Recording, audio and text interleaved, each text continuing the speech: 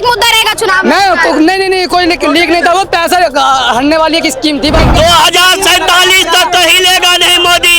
100 दिन में काला धन, ये जुमला था या गारंटी थी?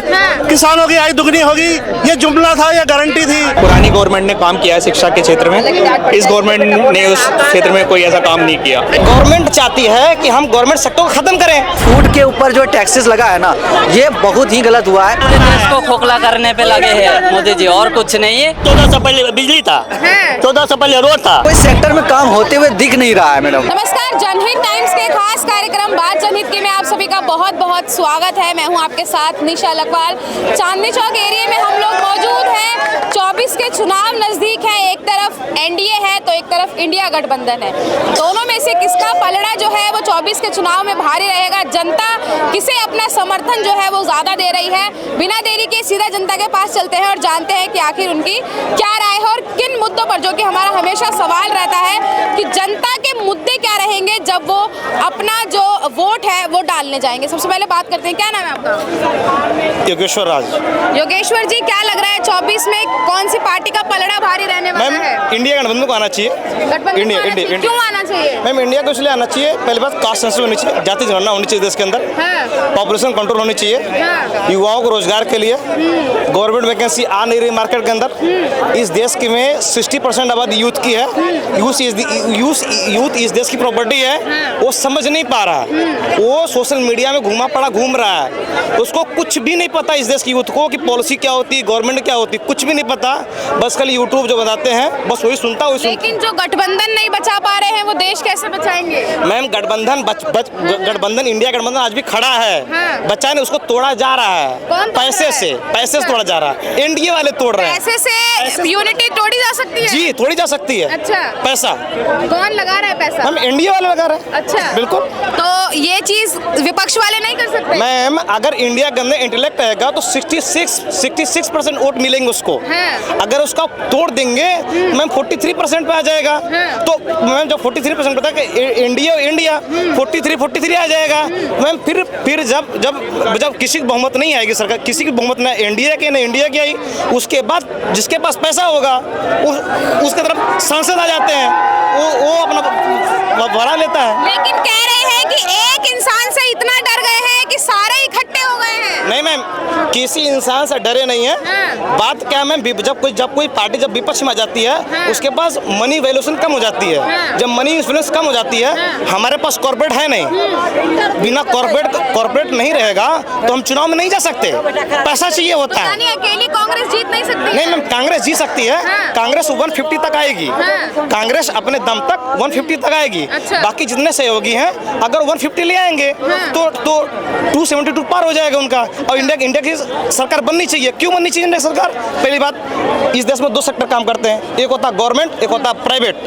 गवर्नमेंट चाहती है कि हम गवर्नमेंट सेक्टर को खत्म करें, मतलब हम जॉब को खत्म करें। जब आप जॉब को खत्म कर दोगे तो इस देश का यूथ कहाँ जाएगा? आपको लग रहा है कि गवर्नमेंट सेक्टर बचा है? अब कोई गवर्नमेंट सेक्टर बचा है लेकिन उसको मैम खत्म किया जा रहा है। कॉन्स्टिट्यूशन खत्म किया जा रहा है, बिल लाल के खत्म किया जा रहा है। क्यों? क्योंकि अगर हम यूथ को तोड़ देंगे इस देश के अंदर तो इस देश में डेमोक्रेसी नहीं बचेगी, डेमोक्रेसी डाउन हो जाएगी। जब डेमोक्रेसी डाउन होगी तो इस देश पे हम इकलौता राज करेंगे। कौन राज करेगा? नरेंद्र मोदी जी राज करेंगे, वही चाहते हैं। ठीक है। कितनी सहमति रखते हैं इनसे? मैं इनकी बात से पूरी सहमति रखता हूँ। सहमति रखते हैं? क्यों? क्योंकि मुझे भी लग रहा है। कोई ओपिनियन? हाँ, मेरा बिल्कुल, हम इसी बात पे डिस्कस कर रहे थे। अच्छा। मुझे ये लगता है कि जो अभी गवर्नमेंट करंट में है सेंटर में, वो अपनी पावर्स का मिसयूज़ कर रहे हैं। अच्छा। दूसरी जो पार्टी है गठबंधन में है, जो भी है, पहले खुद ही उन पर आरोप लगाते हैं कि भ्रष्ट हैं, फलाना टिमकाना, उनके पीछे ईडी लगाते हैं, सीबीआई लगाते हैं। फिर कुछ दिन बाद जब वो इनकी पार्टी में ज्वाइन हो जाते हैं तो सारे जितने भी केसेस होते हैं वो हट जाते हैं अपने आप। अच्छा। ये सोचने वाली बात है। तो क्या लग रहा है कि 24 में चेंज होगा? इस बार कुछ बदलाव होगा या नहीं? मेरे हिसाब से होना चाहिए। जनता को ये चीज़ें देखनी चाहिए कि अभी करंट गवर्नमेंट क्या कर रही है, दूसरी पार्टीज के जितने भी नेता हैं उनके साथ क्या कर रही है, लोगों को देखना चाहिए। अच्छा, कह रहे हैं 24 में बदलाव होगा। बदलाव होगा तो पता नहीं जी हमें। अच्छा, पर मोदी चेंज होगा। होना चाहिए, नहीं होना चाहिए, अपना पॉइंट रखो। हाँ बिल्कुल होंगे। क्यों होने चाहिए? वो तो कह रहे हैं हम इतने बड़े बड़े हाईवे बनवा रहे हैं, IIT एम्स बनवा रहे हैं, विकास की लहर बह रही है। युवाओं के लिए क्या बन रहा है? युवाओं के लिए क्या कह रहे हैं हमने तो इतनी नौकरियां भर्तियां दी है, युवा खुश है हमसे। कुछ भी नहीं मिला हमें तो अब तक। युवाओं को तो कुछ भी नहीं मिला है ना अब तक। तो कौन देगा फिर युवाओं को? कौन देगा? गवर्नमेंट देगी। गवर्नमेंट तो देगी, जो भी आएगी वही देगी ना। हाँ जी। मुझे लगता है आपने रोड वगैरह की बात की, उसमें तो बहुत अच्छा काम किया है गवर्नमेंट ने। नितिन गडकरी साहब है अपने, उनका काम बहुत सेटिस्फाइड हूँ मैं उनसे। बाकी जितने आपने IIT IIM की बात की, इंस्टीट्यूशन है उसकी बात की, मुझे कहीं नहीं ऐसा दिखता कि जिस हिसाब से पुरानी गवर्नमेंट ने काम किया है शिक्षा के क्षेत्र में, इस गवर्नमेंट ने उस क्षेत्र में कोई ऐसा काम नहीं किया। एम्स आपने हॉस्पिटल गिनाए, आपने स्कूल गिनाए, मुझे नहीं लगता शिक्षा के क्षेत्र में कोई ऐसा काम अच्छा किया है इस गवर्नमेंट ने। कह रहे हैं कि जो मौजूदा सरकार है उसने शिक्षा के क्षेत्र में काम पिछले गवर्नमेंट ने किया है, कितनी सहमति रखते हैं? बिल्कुल, देखिए क्या किया है, एजुकेशन टैक्सेस बढ़ाया है ना। तो एजुकेशन जब टैक्सेस बढ़ जाता है कहीं पे, तो वहाँ से आप अंदाज़ा लगा सकते हैं। हमारा देश एक ऐसा देश है जहाँ पे करीब 2011 के हिसाब से देखा जाए तो 140 करोड़ की देशवासी है, अभी बढ़ गए होंगे मैडम। उसमें से 80 करोड़ लोगों को राशन दिया जा रहा है, यानी 80 करोड़ लोगों को आप पाल रहे हो खाना देके। इससे आप दिखा रहे हो कि आप किसी को जिंदा रख रहे हो। एक देश का 1/4 मतलब सोच लीजिए 3/4 भाग को आप खाना खिला के जिंदा रखने का नौबत में रखें, तो आप समझ सकते हैं कि वो खाना खा रहा है आपसे लेके, वो निर्भर खुद नहीं, आत्मनिर्भर बोलते हैं ना। जो राशन ले रहे हैं वो तो खुश सवाल है नहीं, आप बोलने दीजिए। देखिए मैडम, ये जो है आत्मनिर्भर बोल रहे हैं ना, जब 80 करोड़ लोग खाने के लिए सरकार से सामान लेने के नौबत आ रहा है, तो सोचिए कि वो पढ़ कैसे पाएगा महंगी किताबें लेकर। मैं कसम से बता रहा हूँ, एक दिन गया था किताब लेने, मैं पढ़ाई को बहुत साल पहले छोड़ दिया, 2022 में मेरा ग्रेजुएशन हो रखा था। मैं एक किताब कॉपी लेने के लिए गया था, मैं किताब सबका रेट देख के ना मेरा दिमाग दंग हो गया। जो हम लोग पढ़ते थे 10 रुपये में मोटा मोटा कॉपी मिल जाता था, बहुत वही 16 तक में, 16-17 में, जबकि बीजेपी का ही राज था। लेकिन इतना तेजी से जो ग्रोथ हुआ है, एजुकेशन टैक्स लेस लगा है, उससे खराबी हुआ है। दूसरा बात जो है, गरीबों को और एक बहुत बड़ा अत्याचार हुआ है, वो जो फूड के ऊपर जो टैक्सेस लगा है ना, ये बहुत ही गलत हुआ है, क्योंकि इससे महंगाई बढ़ते जा रही है। कोई सेक्टर में काम होते हुए दिख नहीं रहा है मैडम। चाहे कि आप रोजगार की बात कर लो, है ना, आप कहते हैं कि 2%, कोई भी देश कम से कम 2% नौकरी तो दे ही सकता है 100% पॉपुलेशन में 2%, यानी कि 140 करोड़ है ना, अगर 2% निकालेंगे भी तो 2 करोड़ से ज़्यादा ही होता है, मतलब मानते तो 200 करोड़। यानी कि आप ये मान रहे हैं कि महंगाई मुद्दा रहेगा 24 के चुनाव में, कह रहे हैं एजुकेशन रहेगा मुद्दा, देश के। देखिए, कांग्रेस जरूरी नहीं आना, मैं खुद बता रहा हूँ, ठीक है, लेकिन देश का जो जरूरी मुद्दा है वो तो होना ही चाहिए। तो मौजूदा सरकार कर रही है, बिल्कुल मौजूदा फेल लग रही है। देखिए, कांग्रेस को क्यों हटाया था समझे ना, क्योंकि कांग्रेस से थोड़ा उब गया था लोग, इससे होप जगा था। मोदी साहब बोल रहे थे MSP ला के देंगे किसानों के लिए, होप लगा, और युवाओं को नौकरियां देंगे, होप लगा, ठीक है। एक आशा था 2024 वाला ना, 14 जो था ना, पूरा आशा था कि नौकरी लाएंगे, देश खुशहाली में होंगे, काला धन आएंगे, तमाम तरह के चीज था, जिससे कि लग रहा था मैडम कि काम जो होगा कांग्रेस कर रही थी, उनका जो है ना वो बैलगाड़ी की तरह चल रही थी, स्पीड नहीं चल रही थी कांग्रेस, ठीक है। तो लोगों को लगा कि भाई बीजेपी आएगा ना तो ग्रोथ रेट ज़्यादा होगा, लेकिन कांग्रेस बीजेपी आके जो है वो होप जो दिखाया वो नहीं कर पाया, ठीक है ना, तो वहाँ पे जो है फॉल्ट हो गया। और मैं 2019 के बारे में थोड़ा बता दूँ, 2019 में क्या हुआ था ना कि कुछ काम किया था मोदी साहब का। मैं बीजेपी का बड़ी तारीफ करता हूँ, मैं तारीफ इसलिए करता हूँ तो तारीफ इसलिए करता हूँ मैडम, क्योंकि देखिए एक होता है ना 2014 तो होप वाला था, है ना। 2019 में क्या था कि आप सुबह उठिएगा बाथरूम नजर आएगा, है ना, खाना बनाइएगा सिलेंडर, खाना खाइएगा मोदी जी, तो वो चीज़ सेंटीमेंट पैदा किया था, जिसकी वजह से 2019 में भी वोट मिला।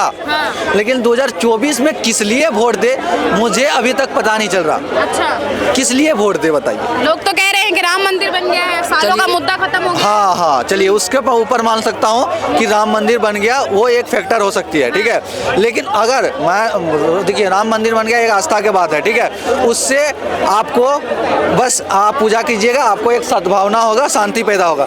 लेकिन आप माइक उठा के आइएगा मैडम, व्यूज आएगा तभी पैसा होगा, हम काम करने आएंगे तभी पैसा होगा, ठीक है। राम मंदिर बन गया, खुश हूँ, ठीक है, लेकिन आप जब काम करते हैं मैडम तभी आपको पैसा होता है, तभी घर परिवार चलते हैं, आपका राम मंदिर से परिवार नहीं चलता। ठीक है, राम मंदिर से परिवार नहीं चलता है, रोजगार होगा, पैसा होगा जेब में तो ही पेट भरेगा। भाई मैं जो मेहनत नहीं करेगा तो उसको तो चाहिए मोदी जी उसको 1 लाख रुपया जेबी में डाल देने के लिए। समझे, मेहनत करोगे इसके बाद होगा ना।